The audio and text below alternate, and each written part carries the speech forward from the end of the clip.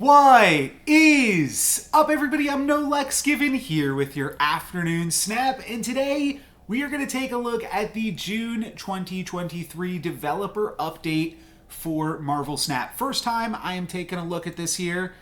Let's jump into it and see what we've got for the next month of Marvel Snap.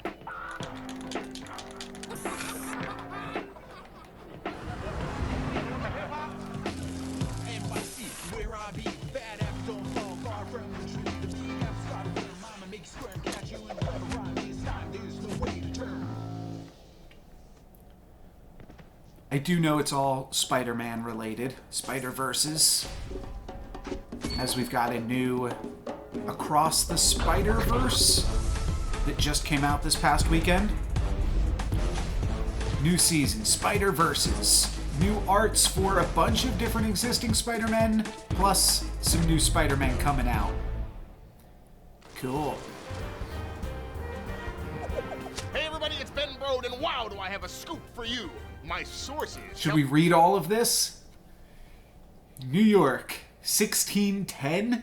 In a thrilling turn of events, Second Dinner, the renowned gaming studio behind the critically acclaimed Marvel Snap, is gearing up for an explosive new season. Today, I'm delighted to share an exclusive sneak peek into what promises to be an awe-inspiring announcement that will leave our fans on the edge of their seats. Yada yada yada. It's a bunch of... Let's watch the video. Tell me a new season of Marvel Snap is upon us, and it's called Spider-Verses. No need to bury the lead here. This month's season pass card is Ghost Spider. I also don't know, 1610, is that like the year or is that the universe? I just finally saw... I'm behind on my Marvel movies. I just took a plane ride and was finally able to watch Spider-Man No Way Home, the 2021 Spider-Man release. So, because I watched that, now I was able to watch the newest Doctor Strange, and I'm sure I'll catch up with some other Marvel movies that are all available on Disney+. Spider-Man was not available on Disney+, so that was like the only one, and I'm sure this one might not be. The new Across the Spider-Verse might not be on Disney+ as well. A lot of text here. I probably don't have to get into it, but I will look at the main text here. This is the season pass card, Ghost Spider, a 2/3 solid stats. On reveal, the last card you played moves here. Okay, that is pretty straightforward and is basically the opposite of Iron Fist. Instead of moving the next card you play, you move the last card. And that can definitely be good, especially you look at cards like Doctor Strange, he got his doctorate. Doctor Strange, who can move cards, but you don't have as much control over what you move.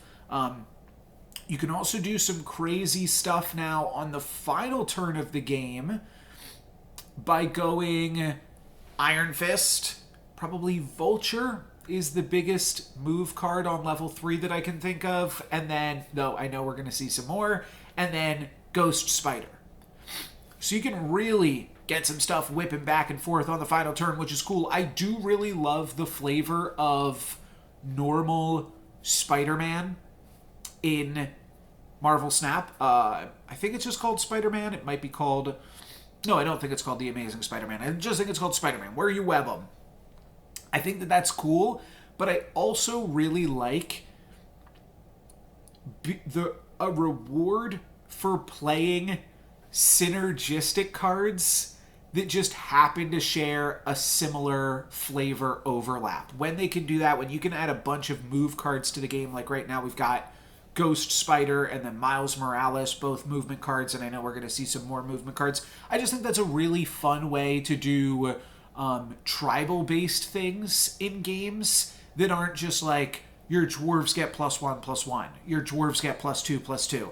Things like that I think are very boring, but saying your dwarf move a dwarf, and then when this dwarf moves, give it +1 power. Things like that I think are really, really fun in games that reward you for playing tribes because the tribes kind of have some synergies among them. So there's a bunch of different spider people across the Spider-Verse, and they're all moving in and out and getting some nice bonuses for doing so.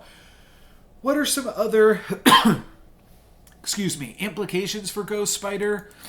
Well, you can move your card that you played on turn 5 to a different location to potentially make things interesting. You can't move Professor X. What are some other interesting things to move? It's funny, there has been some discourse on move recently on Twitter, but move is not an archetype that sees that much play, so I'm not that familiar with it. I don't know the best move strategies. I think I played some move when Bifrost was the featured location, maybe one other, but for the most part, it's an archetype that I've totally avoided, and it's tricky because movement is such a game-breaking effect that it has to be kept in check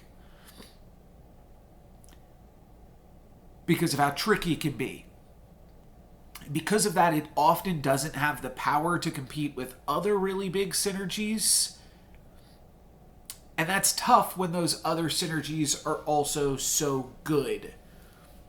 In just normal, like classic Marvel Snap, move is really powerful. I would say that Vision is better than the Thing, to put it simply.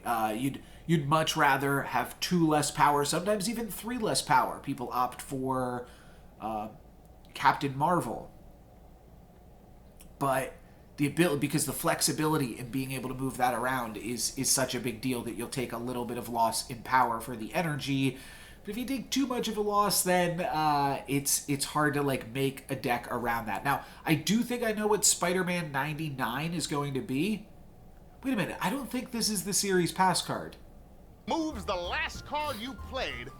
Season pass card is Ghost Spider. Okay, Bembro said it. Okay, sure. Played. This is the season pass card. Web yank your cards across the multiverse, which will help you trigger extra buffs on old favorites like Human Torch and Vulture. Right. Or rescue cards lost to a losing position Human on locations Torch. like the Kiln or the Vault. Human Torch is big, and then not Dazzler. It's tough because I really don't know the names of all of these cards.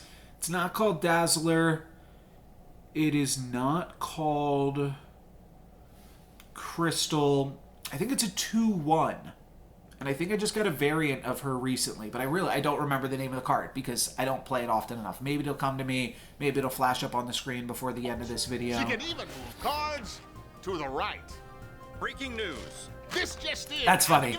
Everything moves cards to the left, so having something that moves Exclusive cards to the intel of right new variants becoming is a big available deal. during Spider-Verse. Miles Morales. Yeah, we saw these at the start of the video. Spider-Man.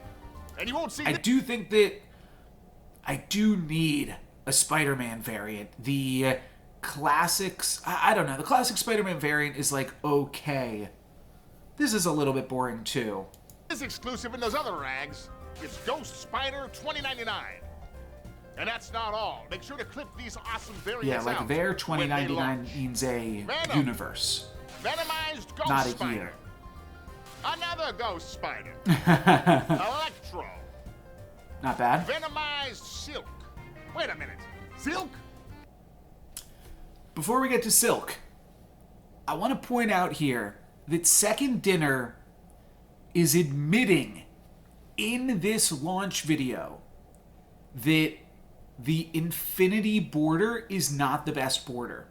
We see red border, gold border, Infinity border, looks like red again. I'm not sure if that's red or orange with the black and white background. I think it's red though because it's a little bit more animated. They're admitting that you don't want the Infinity border on all cards. So the ability to like change and mess around and purposefully, like, there's a lot of cards that I stopped splitting because I don't want to lose the gray border or the green border. And there's a lot of cards that I'm not even sure if I ever want to power up to begin with because you lose a lot of the coolness from the initial artwork. Like, take a look at this artwork that's in the back of Spider-Man here. You split this, it's just going to be gold and, not gold, like rainbow, which, you know, happy Pride, but it's you lose the, ironically, individualism with the rainbow that just encompasses all of the background of all split cards. So I would still like, for a game that cares so much about artwork, some type of slider or something that allows you a little bit more creative control over what we're looking at here. I will try to load my camera back up. The program just straight up crashed on us here. So I'll try to load that up, but no promises. But let's get through it. We are 10 minutes into this video, but only 2 minutes into this one. So Out when they launch. let's keep moving along here. Venomized Ghost Spider. Another Ghost Spider. Another ghost spider. Venomized Silk. Wait a minute, Silk? Extra, extra. Read all about it. Hot off the presses. Silk is just... So here are the other 3 cards that we're going to see brand new this season. I know what Spider-Ham does. That's a big one. I'm pretty sure I know what Spider-Man 2099 does as well. Silk, I don't know what this does at all. I might just forget it and grab a little bit of a reminder here. Cards that you won't want to miss this season. Silk has the most finely tuned spider sense of anyone who has spider powers. Her ability is that after any card is played where she is, she moves to another location. Okay. So you play a card on her, and she jumps away, including your opponent's cards.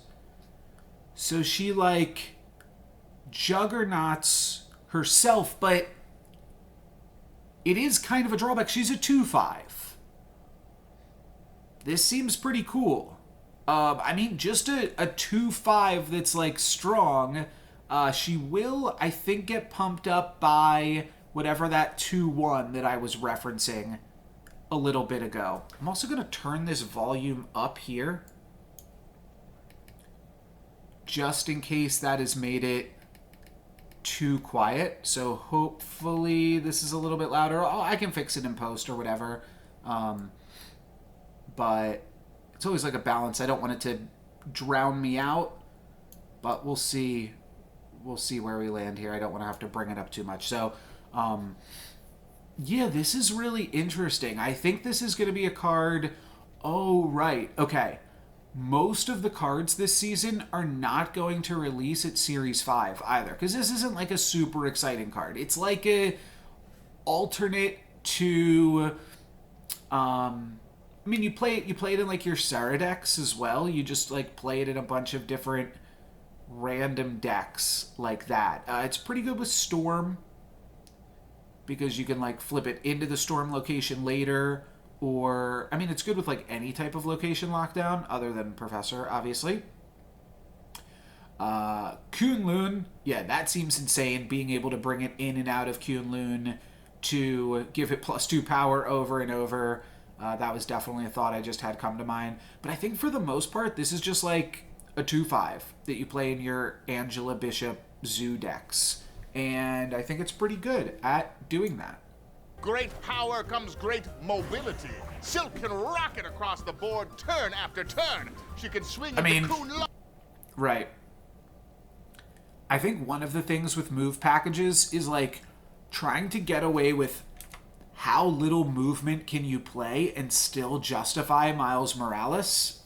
Now you can play like Cloak and Silk, which are just like really powerful undercosted cards, and then you get a free 1/5 randomly.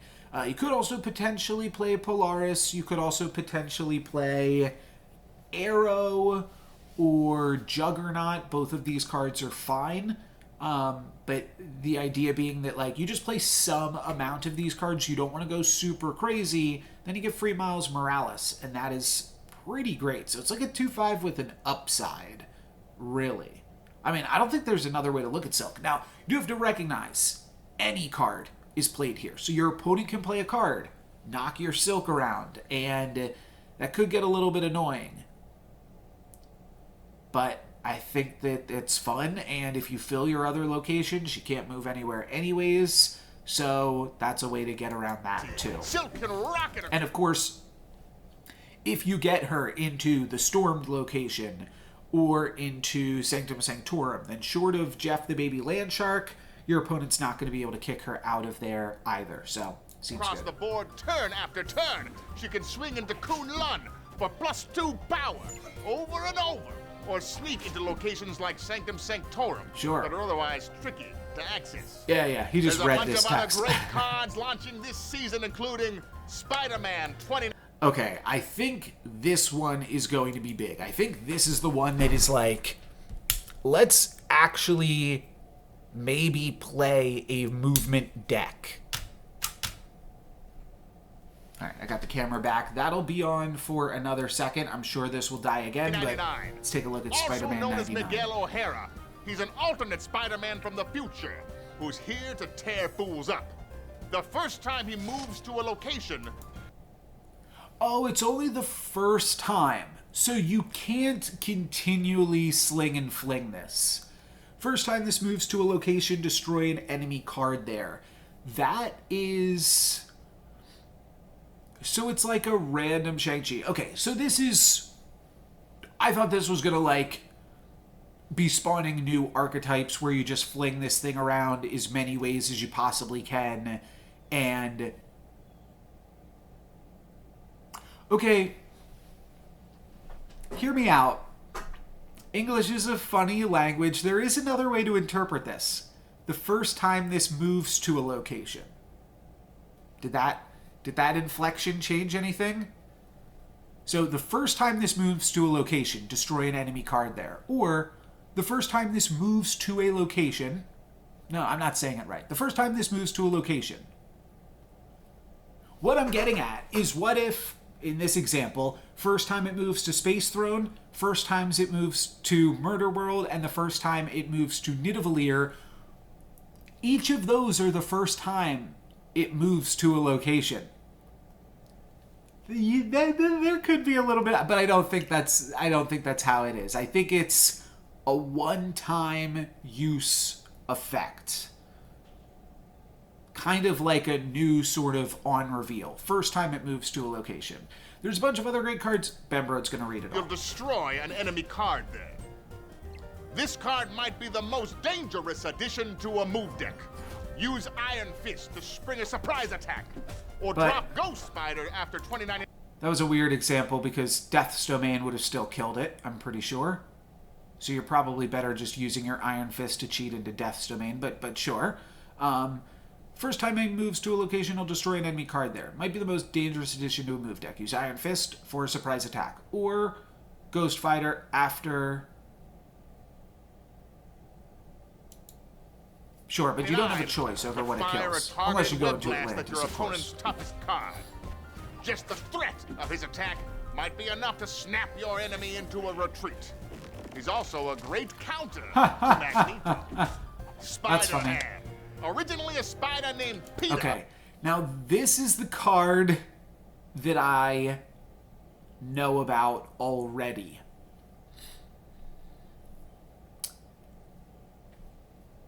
Let's take a He look. turned into a pig after being bitten by an irradiated pig.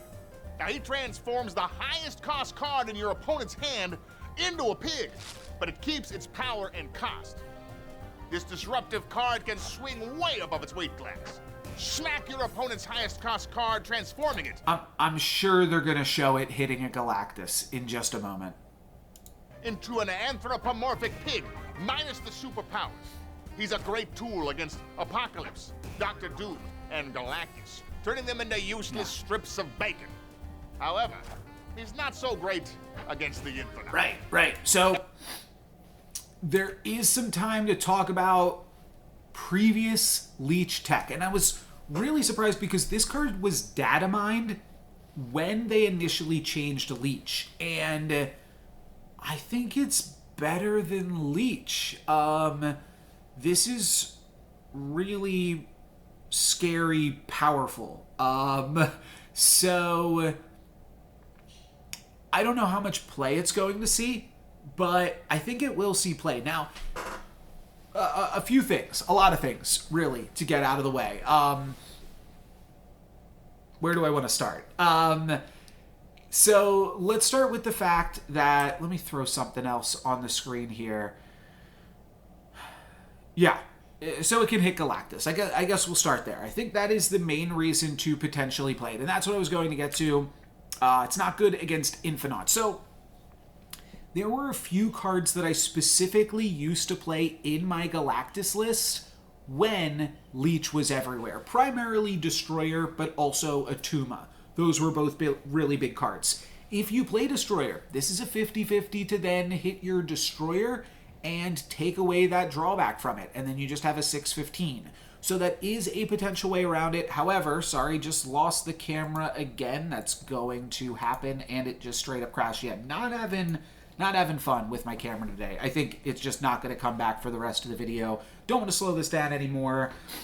Here's the other important thing I was getting to. This card will always hit Death, I believe.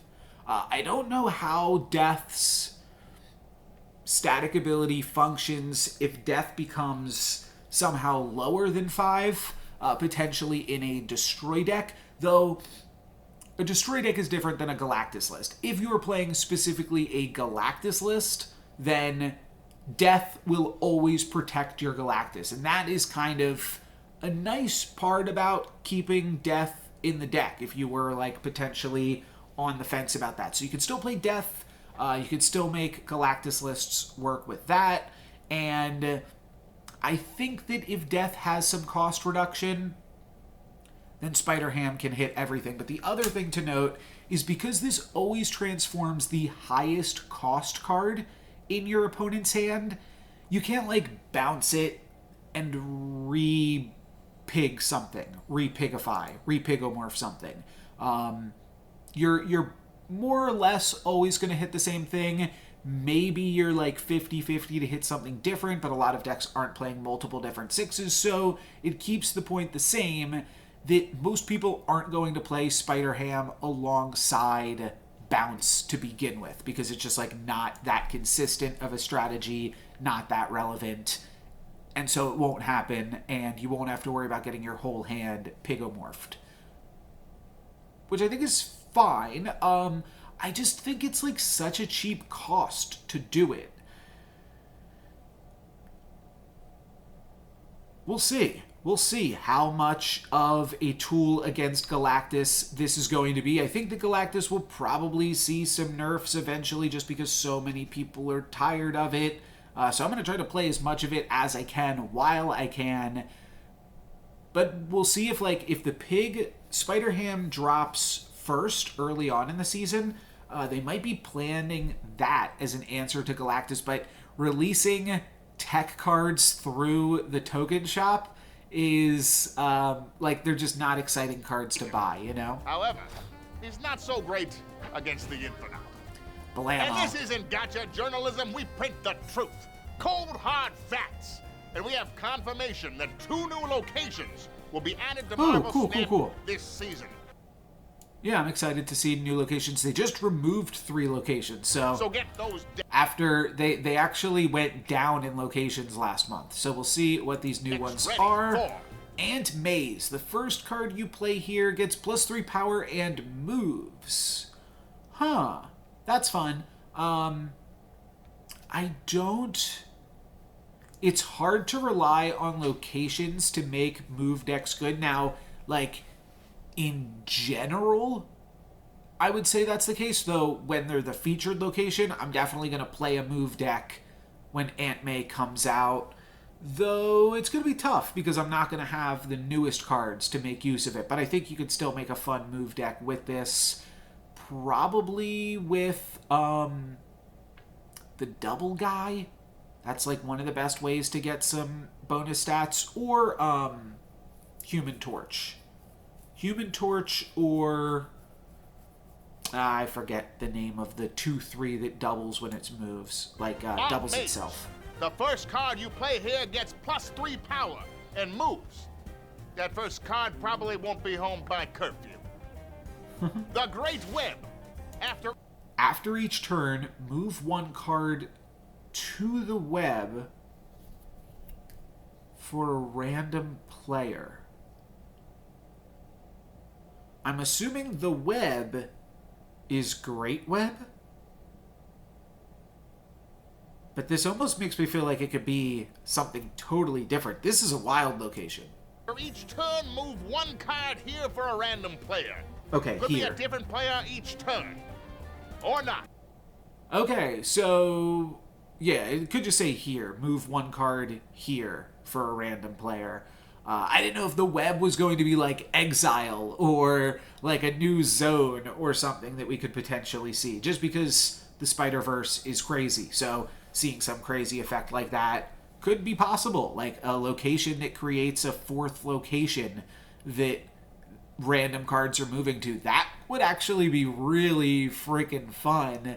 Would result probably in a lot of draws, but yeah, interesting. So yeah, just kind of random move stuff. Seems fun. Yeah, seems like another fun reason to play move decks, though. Word I'm on the not street totally is that we're sold getting yet. 2 new features for Marvel Snap. This. Weekend missions and a daily offer reward system. Okay, never mind. I was gonna say this is what I'm excited for. Weekend missions and a daily offer reward system. That's not quite it.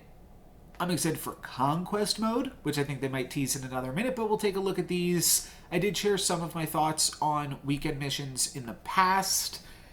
That I think that they are weird. They're incentivizing some weird things, and they're trying to get you just used to buying the new cards and spending, but I don't think that the economy is quite there to justify that just yet. Both of which are new ways to get tokens that you can use for new cards. And this was off the record, but we'll be getting our first ever Direct to Series 4 cards that you won't want. Now, having said that,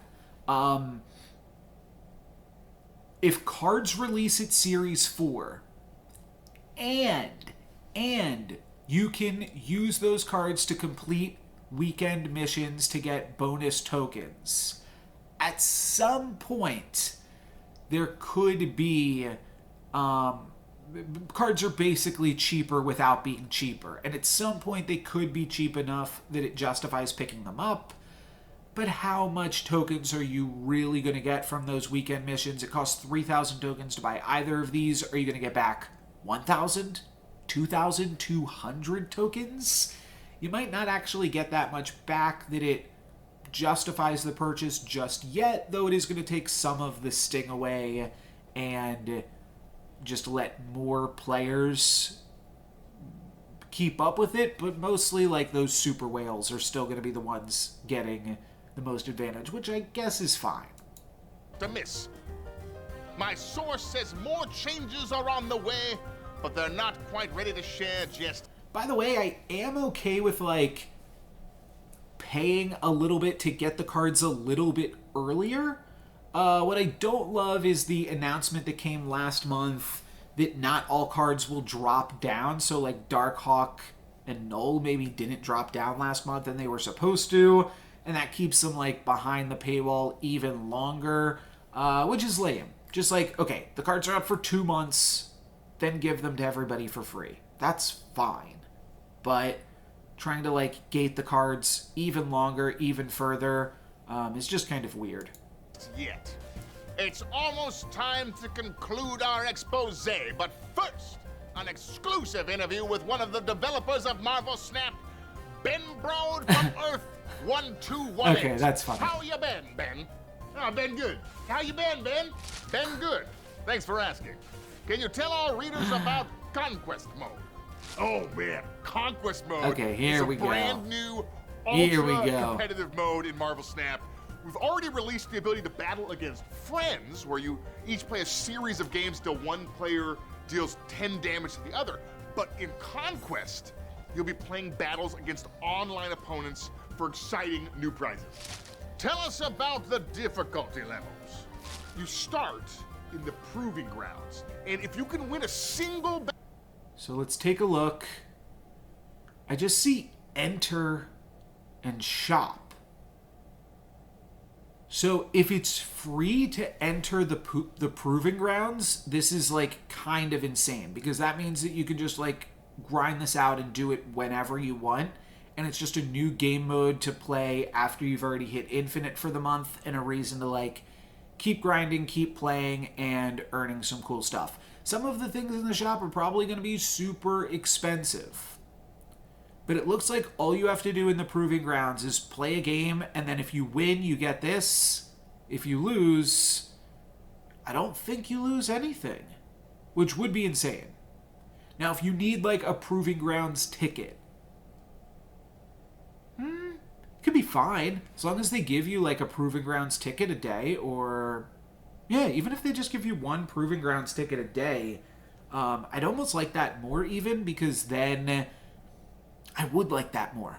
Yeah, because then it's like, and it feels very much SoulForge to me too, where you get like a ticket each day and you could do something with it. This is kind of giving me a little bit of nostalgia just looking at it, but yeah, the idea that like it's not something that you can grind out, that you're limited, like everybody only gets one daily play, which is still a lot. Like to take your Proving Grounds ticket each day, grab your silver ticket, your gold ticket, and your infinity ticket every day and use all of them is going to be a lot of games. But you can, like, as long as you spend your Proving Grounds ticket, which might not even exist, you can stockpile the silver tickets, and I might do that. Like, I might just stockpile silver tickets off stream, and then when I go on stream, spend all my silver tickets, or I might stockpile gold tickets and then load up the stream and spend a bunch of gold tickets and see if I can win with that. So a lot of fun to be had here, and I think I'm just going to play some offline as well. But I could see this being like the new... Because I'll be honest, Marvel Snap content is awkward. It's awkward how fast the game changes, and it's awkward because, like, I'll play however many games I play in a day and then only show you guys like a small subset, because I'm not going to just showcase every single game, every retreat on both sides of the table. This is going to just allow me to create content that matters more in, I think, a really fun and engaging way. So I'm just super excited about this. I don't know when we're getting it, but I'm going to be playing it a lot when it comes out, I think. You'll be rewarded with a ticket. Now, okay, yeah, entrance fee, that entrance fee, I wonder if you can enter with gold or with silver tickets, probably. So it looks like some people will just pass the line. I don't love that. I think that it should be like more a matter of skill than a matter of wallet. I guess it's fine if there's like a way to effectively buy the things in the shop. That's actually what I was just about to get to, though. If there's only avatars and card backs, it is still a little bit hard to get excited over the shop and titles, because you can only have one of each of those things, and I already have one of each of those things. Variants, I guess, would be cool. Yeah, you could throw in like some super variants, maybe some tokens or something at the higher levels. That's probably what I would mostly use it on. Unless there's going to be things that are like exclusive to the shop, so those will be exciting as well. Okay, if you 80 gold to enter. Silver Conquest, you'll earn a ticket to the Gold Conquest. And if you win 3 games in the Gold Conquest, then you'll earn a ticket to the Infinity Conquest, which is only available during the final week of the season. What? Oh. So you've got to save up your Infinity tickets. Wow. Okay, so this avatar is going to be tough to get, and this isn't an avatar that you have to buy in the shop. It's just an avatar that you get for winning. This is going to be a really exclusive avatar then. But I guess it's to limit the queues, because you're only going to... And you have to go undefeated. You have to go 5-0. I think people are going to be upset about that. People were just upset about that in Hearthstone, the Tavern Brawl, where you had to get 12 wins to get it. It's an interesting decision to be able to buy in. I kind of like the idea that I had a little bit better, but I also understand that, like, you know, they want to make money out of the time that they spent developing this new system. We'll see how it all goes. You can still, it looks like, enter this for free. in your spare time and just farm your way up to a bunch of Infinity tickets by the end of the season regardless. So kind of seems like now you want to rush to Infinity each season, and then you just want to farm as many Infinity tickets as you can get so that you can play this. Now, the other thing to note, I guess I'll backtrack from that for a second. What I was going to say is that this kind of, it's tricky because it's going to make it even tougher to find other players to play on the ladder, which potentially means more bots, and I'm sure there will be bots in this mode as well, just to like keep you hooked, keep you playing. Either way, I'm still excited for it, and I think it'll be fun. Infinity Conquest, which is only available during the final week of the season. What do you get for winning the Infinity Conquest?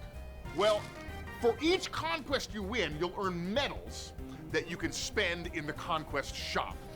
But if you can win... So what do we got? We let's take a look, because this is really important. I see that there's tickets that you can purchase with your medals. For each conquest you win, you'll earn medals that you can spend. So you can buy a silver ticket. You can buy a mystery variant for only 100. That's pretty cool. I like is awesome. In the and Conquest gold shop is always good too. Gold credits, gold ticket, random booster.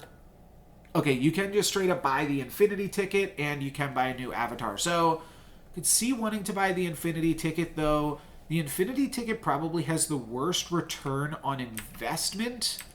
Whereas if we take a look, the silver ticket gives you 120 medals.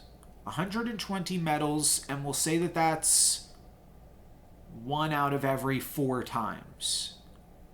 So it gives you 30 medals, if you want to look at it that way. This is 1 out of every 9 times, so what is this divided by 9? It's like almost 360, so almost 40 medals on average for each run. How much do they cost, though? Yeah, way more than 40.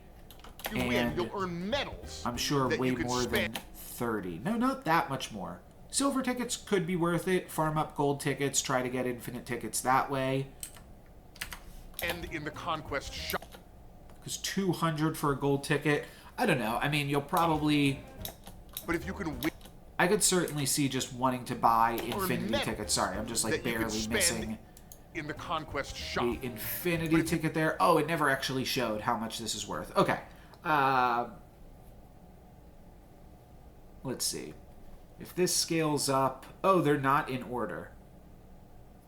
Because this is probably like 400 or something then. So this could be 500, could be 1,000. I don't even know what character this is, but... If you can win the Infinity Conquest, you'll upgrade the avatar you used to an Infinity board. Ah, okay. So this is a little bit different than I thought it was. I thought it said Infinity Avatar, but I wasn't sure. You do get to upgrade the border on your avatar. So this is a brand new cosmetic. That is something to get excited about. It'll make it so that, like, you want to then start upgrading all of your different avatars, at the very least the ones that you play the most. So I think this is, I mean, it's small, it's tiny, but it's just like another little badge you can put on your profile to say, I did this. Now, the awkward part about this is, again, you cannot downgrade this. So there's a little bit of awkwardness there. But it'll be cool to upgrade your avatars and show them off in that way. That's enough to get excited about. The Infinity Conquest is not for the faint of heart. This is what the best players have been saving their tickets for all month. Fantastic. Thanks for sharing this with our readers. Thank you so much for reading and staying informed. Here at Marvel Snap, we love to share the inside scoop on what we're doing. Until next time, stay snappy, friends. Well, I guess that's the scoop for now. Watch out for next month's edition, where we cover more Marvel Snap. Cool. All right. Spider-Verse's Marvel Snap starting soon.